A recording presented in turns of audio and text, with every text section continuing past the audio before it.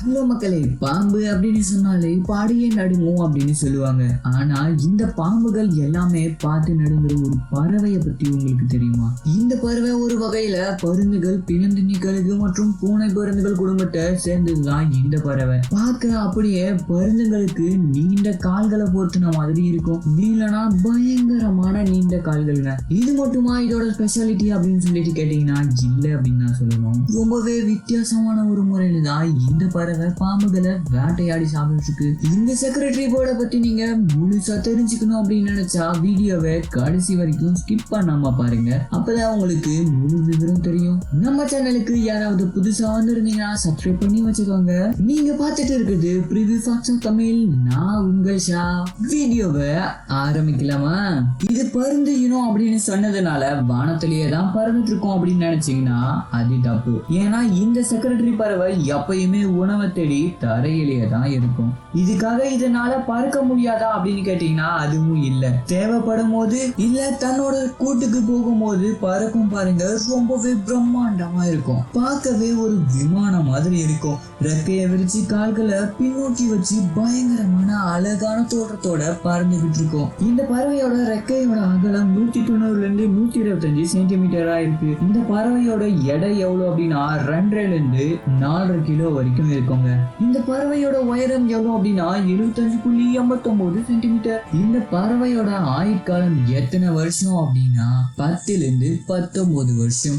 இந்த செக்ரட்டரி போர்டோட தனித்துவம் என்ன அப்படின்னா இதோட கால்கள் தான். இதை விட ரொம்பவே அழகாவும் அம்சமாவும் இருக்கிறது இந்த பறவைக்கு எந்த ஒரு விஷயம் அப்படின்னா இதோட கொண்டையில கருப்பு சிறகுகளை வச்சு நெட்டு வச்ச மாதிரி இருக்கும். இந்த பறவையோட உடம்பு ஃபுல்லா லேசான சாம்பல் நேரத்திலையும் வெள்ளை சிறகுகளும் முகத்துல மஞ்சள், செம்மஞ்சள் இல்ல சிவப்பு நிறத்திலையும் இருக்கும். இந்த செக்ரட்டரி பறவை ஆப்பிரிக்கா கண்டத்துல சவானா அப்படின்னு சொல்லப்படுற புல்வெளி காடுகள்ல தான் இந்த பறவை காணப்படும். இதோட நீளமான கால்கள் இந்த நீண்ட புல்வெளிகள்ல இறைய தட ரொம்பவே உதவியா இருக்கு.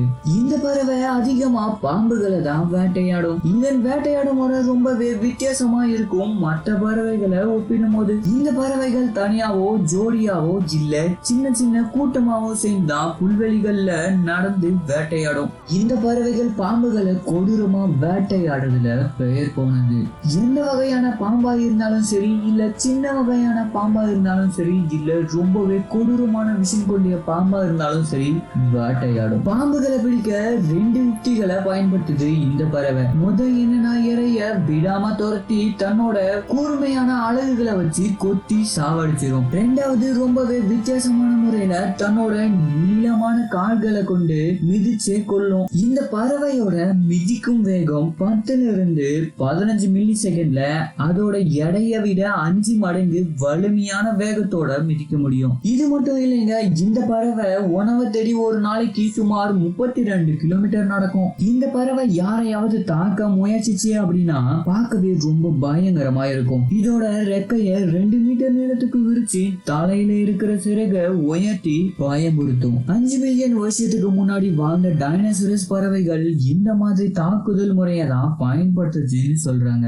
பறவைக்கு எதுக்காக செக்ரட்டரி போர்டு அப்படின்னு சொல்லிட்டு பெயர் வந்துச்சு அப்படின்னு சொல்லிட்டு பார்க்கலாம். அரபிக் மொழியில சக்ரே எட் டயர், இதை மொழிபெயர்த்தா வேட்டையாடும் பறவை அப்படின்னு அர்த்தம். இதோட அறிவியல் பெயர் என்ன அப்படின்னு பார்த்தா சாக்கிட்டேரியஸ் சர்பென்டேரியஸ். இதோட அர்த்தம் என்னன்னா ஆர்ச்சர் ஆஃப் த ஸ்னேக், அதாவது பாம்புகளின் வில்லன் அப்படின்னு அர்த்தம். பல 100 ஆண்டுகளா எந்த வகையான பாம்புகளா இருந்தாலும் சர்வ சாதாரணமா வேட்டையாடுறதுல கை தேர்ந்ததுதான் இந்த செக்ரட்டரி பறவை. இது மட்டும் இல்ல, பாம்பு கடிச்சாலோ இல்ல விஷம் இதோட கால்கள் மேல பட்டாலோ எதுவுமே ஆகாது. ஒரு சில பறவைகள் தான் வாழ்நாள் முழுவதும் ஒரே ஜோடி கூட வாழும்.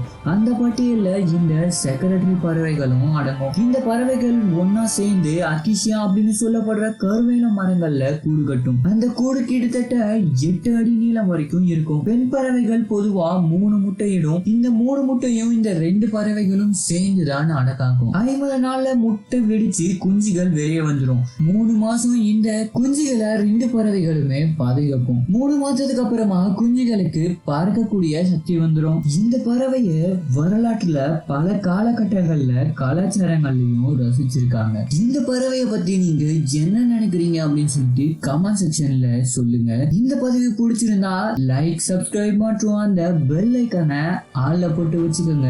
அப்பதான் நான் போற வீடியோஸ் உங்களுக்கு எப்பயுமே நோட்டிபிகேஷன் வரும். அடுத்த பதிவுல சந்திக்கிறேன். நன்றி.